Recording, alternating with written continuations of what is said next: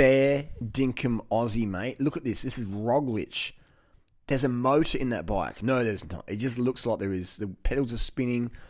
It's the wind. It's the wax chain. There's no motor in that bike. He's probably spun the cranks beforehand. This looks like a bit of fancy editing. Now, we're going to... This is a disc brake bike. So we know disc brakes are like heavier than rim brakes. Roglic just putting his hand up and saying, hey, give me my Bianchi XR4 rim brake. This piece of junk is going back to China, And there's anything wrong with the Chinese bikes, S-Works, Pinarellos, all made in China these days.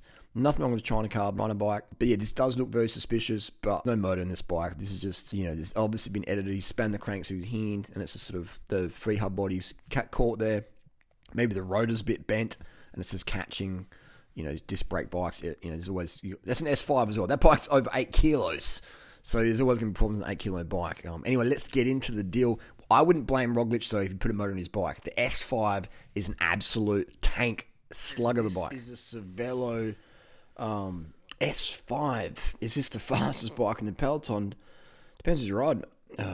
Let's have a look. Let's look at the weight. This is Wout van Aert. Now, we've just seen that Roglic, some people said he had a motor in his bike. Again, I don't think it was a motor. I just think it was the wind or the cassette body a bit sticky. I don't think it's a motor in that bike. Let's play devil's advocate. I wouldn't blame a Cervelo rider in 2021 for putting a motor in the bike. I mean, would you? Especially if you had to ride S5. Now, I've ridden the S5 before, disc, latest model. It looks really cool. It looks really space age, and it's like an architectural bike, but it's very heavy. Let's have a look. Wout van Aert's Cervelo S5 weighs in at 8.14 kilograms. 8.4 What? Let's keep watching this. This is GCN. Thanks GCN for this footage. It's invaluable. Let us know your thoughts and Wout van Aert's bike in the comments section down below. And don't forget, subscribe to GCN Racing and hit the bell icon to see the latest pro bikes. So that's the bike, 8.14 kilos. With the pedals, and that's what looks like it's got tubulars on there. Now let's go back in time, 2015, Wout van Aert's cyclocross bike. Now this has to be heavier. I mean, it's 2021. It has to be a 2015 bike. A cyclocross bike has to be heavier. Let's have a listen. Discipline where riders often have higher handlebars. Last thing, bike weight. So Van Aert's cyclocross bike, which has slightly heavier equipment, comes in at a super light 6.8 kilograms. Said that wrong. Let's listen again. So Van Aert's cyclocross bike, which has slightly heavier equipment, comes in at a super light 6.8 kilograms. Australian, fair dinkum Aussie, mate. But I think he said 6.8 kilos. Let's go with that. So is Wout van Aert's bike from 6 years ago, his cyclocross bike with 32 mil tyres on there, and mountain bike pedals, and SRAM, 11 speed, not even 12, 11 speed. Cyclocross bike with a special armpit carrier there. El Cheapo seat post is 6.8 kilos on the money, and the latest one's 8.14. Now that probably explains why he lost. Almost lost. It's debatable, isn't it? I believe Tom Pidcock won for Amstel Gold on the weekend because he's on rim brakes, but. It's very, very, very close. Some people say it's a Dutch team, it's a Dutch race. Of course, Dutch rider's Dutchie's going to win from Belgium, etc. It's better than the UK, but that's all horses for courses. We did see that massive jump Pidcock had. Now, Wout van Aert is an absolute mutant on the bike. The fact that he's riding an 8.1 kilo bike at the front of the World Tour, that's very impressive. He's basically, like a cyclocross bike. It's just insane. Wout van Aert could literally ride his cyclocross bike with some road tyres on there and be faster than his current 2021 SLO. Now, all the noobs out there, but the Cervelo's more aero. It's got disc brakes. You'll all be drinking that marketing Kool-Aid. There's not a single pro rider out there who would choose an 8.1 kilo bike over 6.8 kilos. It's zero. Now, what happens is World Tour riders get paid big dollars to ride, a certain bikes. So let's say Cervelo wants to plug a bike or Specialized, whatever. They'll say, hey, look, ride this bike. Yeah, sure, it's heavy, but we'll give you a €100,000 bonus every year. What does that sound like? I mean, I would do that. If I was, 100 grand euro a year to ride a heavier bike, I would do that because it's just guaranteed money. what happens if you have a crash and you can't race? You still get your bonus, disc brake bonus. So that's what's going on. These riders are paid extra bonus to ride these disc brake heavier models, S5 versus R5. It's insane. And what they're doing now as well, Cervelo this year has just said no rim brakes. Everyone's on disc this year. Last year they gave the riders the option. We saw that in the Giro, etc. But yeah, you do get disc brake bonus if you're on a team that has the option. And this year, 2021, there's only 2 teams in the World Tour that I'm aware of who are riding rim, and that's Sky. And the only team that gives its riders options looks to be like is UAE. So there you go there. Anyway, that's the deal. That's the wrap up. Disc brakes. I love disc brakes, but not for a World Tour, not for the road racing. For cruising in the mud and the wet, yeah, it's fun, but not for World Tour riders. I don't need it.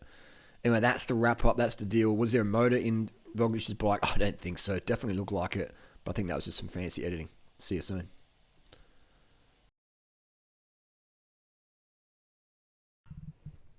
Now, I wouldn't blame any pro rider who has to ride a heavy disc brake bike for putting a motor in it. Would you? I mean, look what Specialized did. Specialized killed the tarmac. They added disc brakes to it, the van disc brakes. It was a heavy slug. And the next thing they bring out is a Specialized S-Works Creo. Now, the S-Works label is attached to an e-bike. And I've got no problems with e-bikes. I love e-bikes. I love when the e-bike comes zinging past me and I jump on and get a draft. I love it.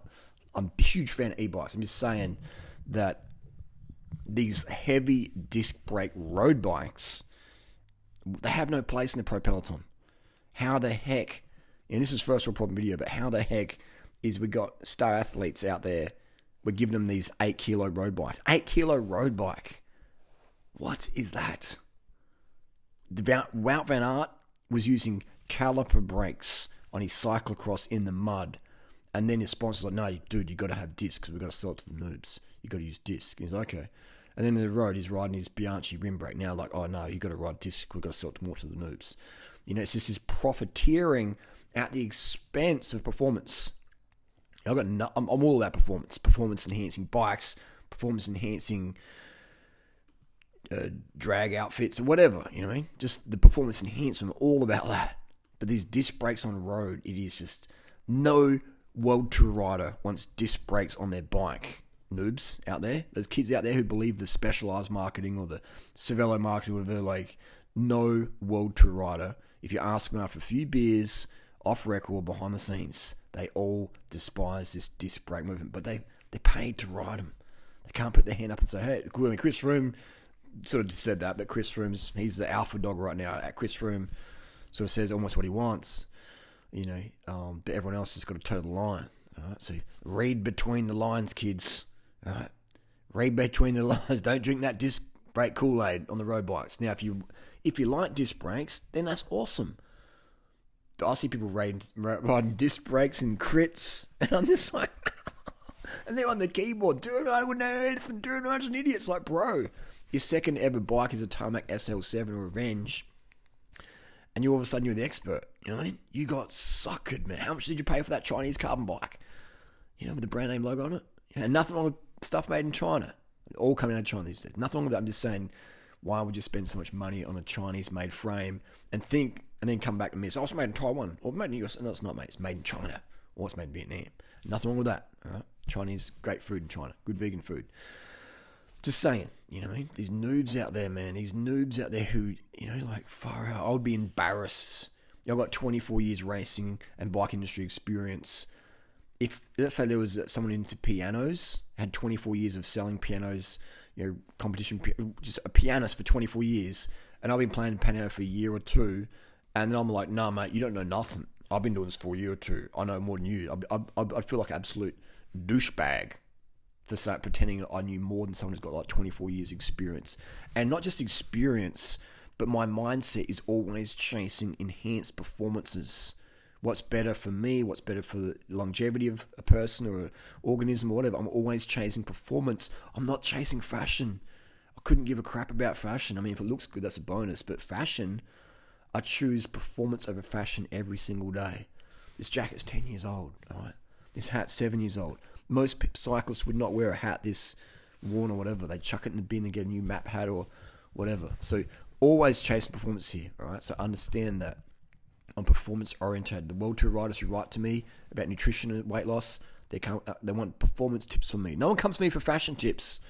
They come to me for performance tips. World Tour riders write me for performance tips. All right. Some of the coaches also get in contact, all behind the scenes, all confidential.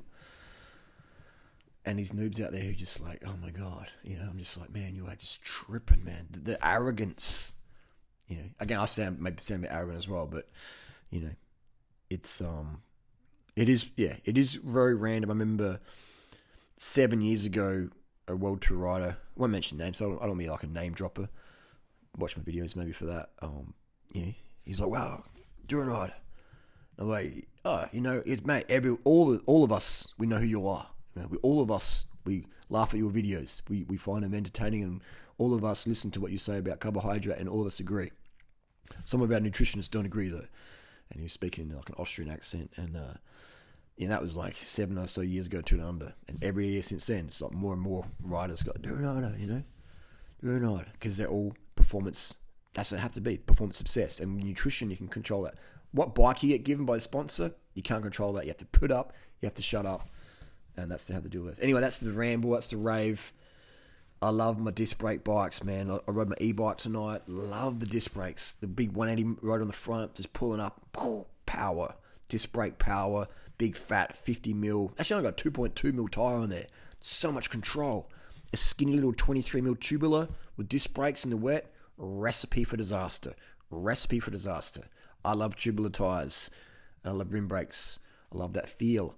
I love disc brakes, 180 rotor, big tyre, 2.2 e-bike, high power stopping, love it.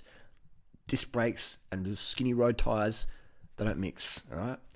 The traction on a skinny road tyre is very minimal. You got a rotor on that, you're losing traction in the wet. Bye-bye. Bye-bye, safety. And one more thing, if you think you need disc brakes, if disc brakes give you more confidence on the downhill, you shouldn't be going that fast. If you can't pull up down a hill with a good quality carbon brake pad and Shimano calipers, rim brake, or an alloy rim even, if that's not enough braking for you, one, you need to learn how to maintain your bike. Two, you're going way too fast for your skill set, and you're going to do yourself a really nasty incident. I've seen some and heard of some nasty crashes because of disc brakes. Give people a false sense of confidence. Oh, my brakes work better now. Dude, your bike's poorly maintained, you don't have a skill set. It's not how fast you go, it's how you go fast. Disc brakes are causing crazy crashes because noobs out there are just bombing downhill. Man, I've seen some people down Norton Summit going past me, flying down there with disc brakes. And one guy was in hospital a few weeks ago. Hope he's well by now. He busted his pelvis. He had a kangaroo. It's really sad to see. But anyway, I like to just be safety officer here as well on YouTube land. Disc for dirt, rim for road.